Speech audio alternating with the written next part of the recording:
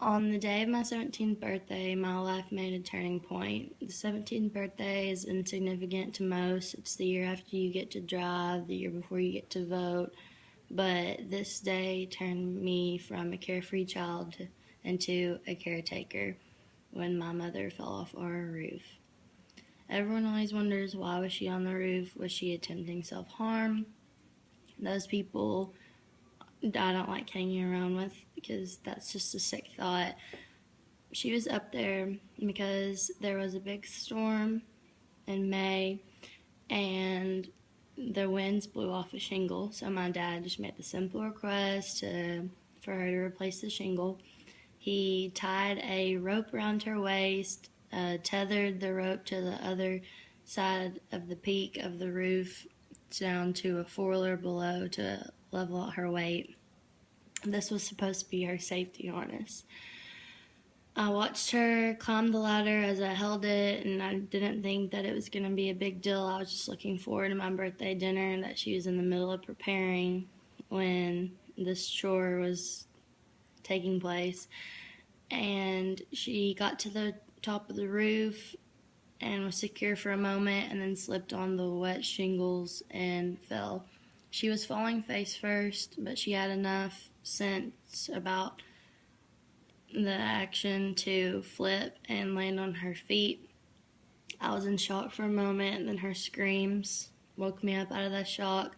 The rope had snapped back when she hit the ground and was pulling at her ribs, and I knew that she had broken ribs. So I cut the rope off her. She collapsed onto the ground, passed out from the pain. I got my dad. We took her to the emergency room.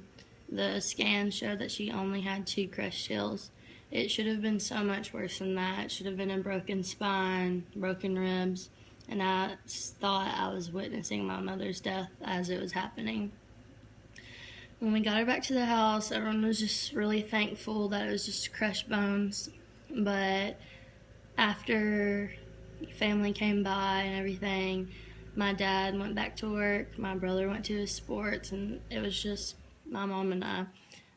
Her favorite part of the day was when I wheeled her out to the backyard in her wheelchair and I bathed her with the hose. It sounds awful, and if anyone saw it, it would have been embarrassing for her, but it was her favorite part of the day because she actually got to go outside and she actually got to feel clean, and so it was all worth it.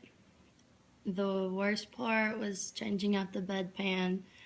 That was awful, and the shakes that she had coming down from her morphine that she was given from her surgeries.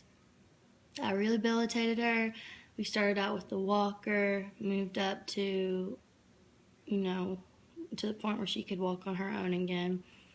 And so that was just a true miracle.